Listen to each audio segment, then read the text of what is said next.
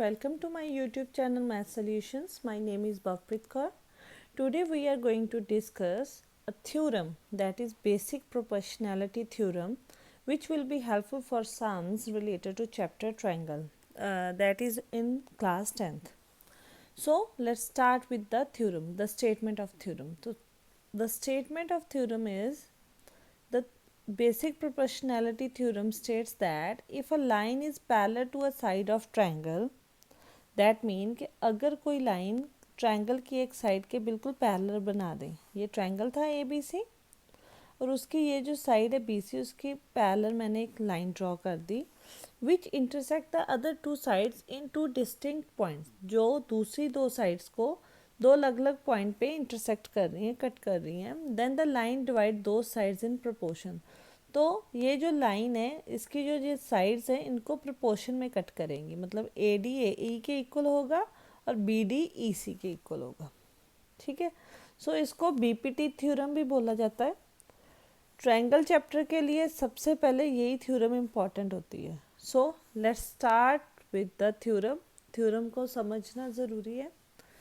Theorem में क्या दिया गया, एक ट्रायंगल है, ठीक है, ए बी सी और डी ई एक साइड मतलब बी सी के पैरेलल है. ठीक है, सो गिवन क्या है हमारे पास, इन ट्रायंगल ए बी सी, मेरे पास एक ट्रायंगल है ए बी सी जहाँ पे डी ई पैरेलल टू है बी सी.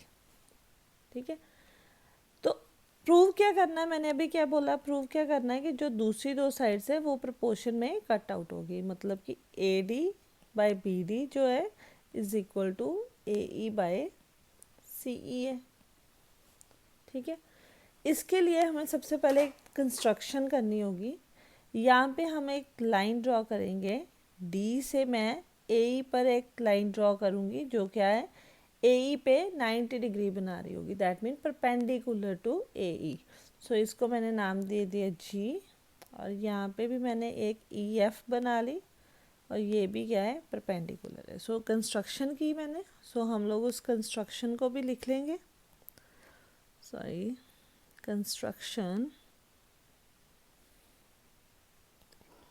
सो कंस्ट्रक्शन क्या की हम लोगों ने ड्रॉ किया, ई एफ जो क्या है परपेंडिकुलर टू ए डी, और एक मैंने किया डी जी, उसको परपेंडिकुलर ड्रॉ किया है ए ई पर.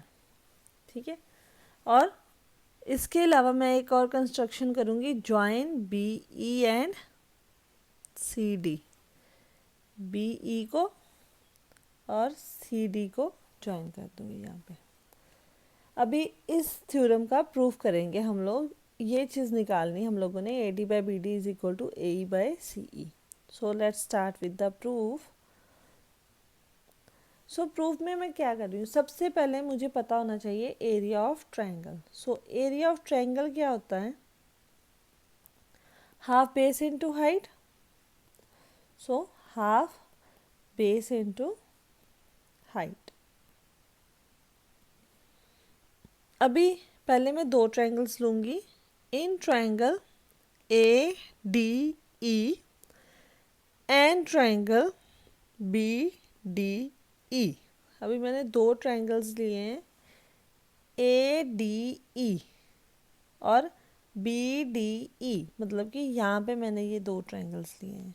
ठीक है, अभी जब ए डी ई लूँगी तो मेरा ये बेस है और ये हाइट है, और जब मैं बी डी ई लूँगी, यहाँ पे 90 डिग्री तो बना नहीं मेरा, तो बी डी ई लूँगी तो मेरा ये बेस है और ये मेरी हाइट है ट्रायंगल की, क्योंकि आउटर साइड वाली हाइट है यहाँ पे.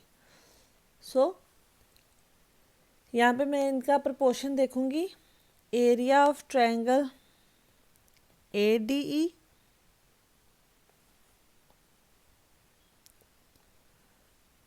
ए D E proportional to area of triangle B D ई.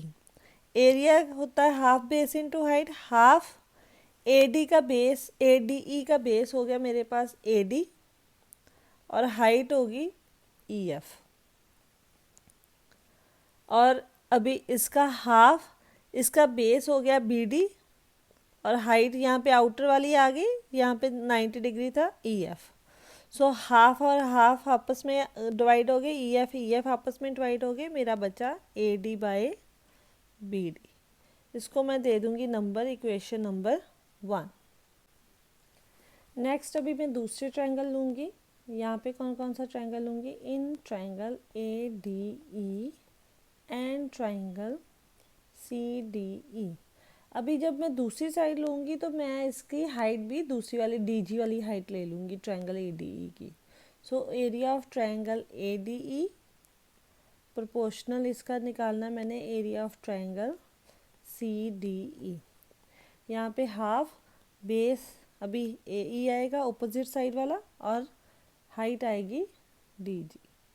यहाँ पे भी हाफ बेस यहाँ पे होगा CE, हाइट ऑब्वियस 90 डिग्री वाली DG। सो DG आपस में डिवाइड हो गए, हाफ हाफ आपस में डिवाइड हो गए, तो हमारे पास बचा AE by CE, that is equation number 2। ठीक है, अभी हम लोगों ने पढ़ा हुआ है कि एज अगर मैं बोलूँ कि triangle DBE and triangle CDE, अगर इन दोनों ट्रायंगल्स को ध्यान से देखा जाए तो इनका जो बेस था वो क्या था? Common. So has common base. So अगर बेस कॉमन है and these two triangles lie between parallel, दो पैरेलल साइड्स के बीच लाई कर रहे थे DE एंड BC, तो अगर ये है तो हमें पता है कि वी नो दैट कि जो भी ट्रायंगल्स ऐसे होते हैं,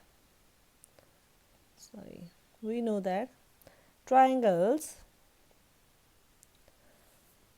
हैविंग सेम बेस, जिन भी ट्रायंगल का सेम बेस हो और दो पैरेलल लाइन में लाई करते हो, उनका जो एरिया होता है वो सेम होता है। So triangle having same base and lying between parallel lines उनका क्या होता है? Are equal in area.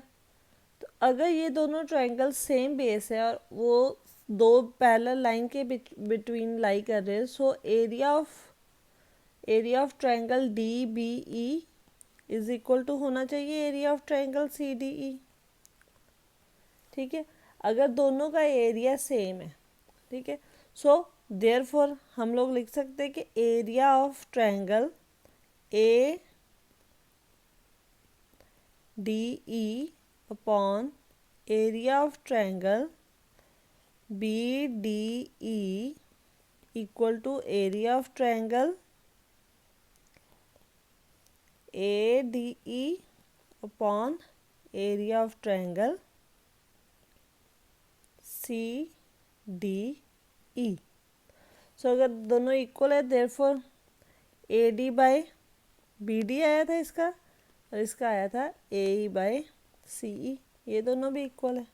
तो यही चीज़ हम लोगों ने प्रूव करनी थी, तो हैंस प्रूव्ड।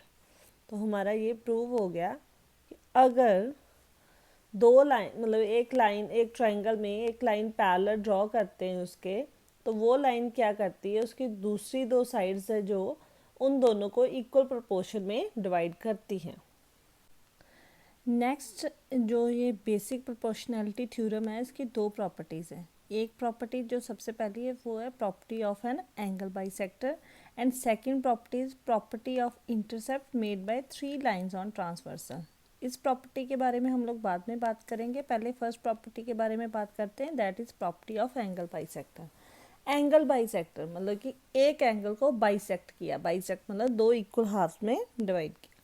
सो इसकी स्टेटमेंट क्या है? In a triangle the angle bisector, जो ये एंगल बाइसेक्टर है, divides the opposite to the angle in the ratio of the remaining sides, मतलब इस एंगल के ऑपोजिट जो भी आएगी साइड उसको मतलब कि एक प्रोपोर्शन में कट करेंगे। किस प्रोपोर्शन में कट करेंगे? जो इस ट्रायंगल की जो रिमेनिंग साइड्स है उसका इसका प्रोपोर्शन जो है सेम होगा।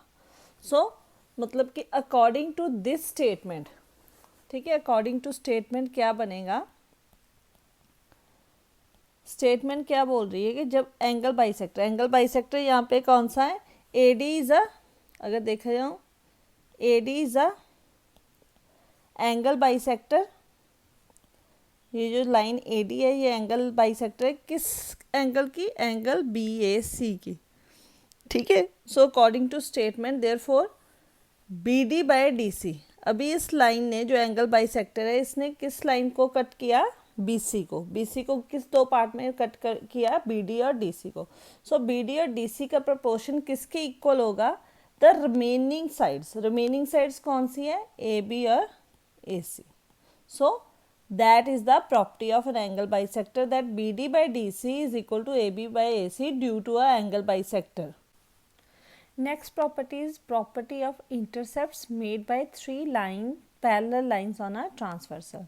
Next property है intercepts की, जहाँ पे तीन parallel lines है। ये देखो, ये तीन parallel lines है, ठीक है, on a transversal, यहाँ पे transversal line के ऊपर। इसके अकॉर्डिंग स्टेटमेंट क्या है? The ratio of the intercepts made on the transversal, मतलब कि ये जो ट्रांसवर्सल लाइन है, ठीक है, इनके ये जो इंटरसेप्ट्स बने, यहाँ पे जो रेशियो बन रही है बाय थ्री पैरेलल लाइंस, ये जो तीन पैरेलल लाइंस हैं इनकी वजह से, to the ratio of corresponding intercepts, to the corresponding, जो उसके कॉरस्पॉन्ड इंटरसेप्ट्स है made on any other transversal of the same parallel line, ठीक है, मतलब कि उनकी जो रेशियो है वो सेम बनेगी। अभी अकॉर्डिंग टू अभी स्टेटमेंट अगर चला जाए, ठीक है, अभी स्टेटमेंट क्या कह रही है? स्टेटमेंट के अकॉर्डिंग अगर मैं देखूँ, स्टेटमेंट बोल रही है दैट AD जो है पैरेलल टू BE है और ये पैरेलल टू CF है, ठीक है, एंड P एंड Q क्या है? जो P एंड Q है वो क्या है? यहाँ पे P and Q are transversal lines, ठीक है, जो क्या है? इन तीनों को कट कर रही है, तीनों लाइंस को, ठीक है, ट्रांसवर्सल लाइंस, ठीक है, cut P at ABC, ABC and Q at, और आप कह सकते हैं intersect, and Q at DEF, ठीक है। तो according to statement therefore AB by BC is equal to DE by EF। According to statement ये बनता है कि इनकी जो रेशो है इंटरसेप्ट्स की, ये दोनों की रेशो सेम आएगी। जब क्या, कब आएगी ये सेम? जब तीन पैरेलल लाइंस को कट किया जाएगा ट्रांसवर्सल लाइन के साथ, तो उनके जो इंटरसेप्ट्स बनते हैं उनकी जो रेशो है वो क्या आएगी? सेम आएगी। I hope you liked my videos. If yes, please like, share and subscribe my channel. And if you have any problem related to this topic, please comment below. Thank you.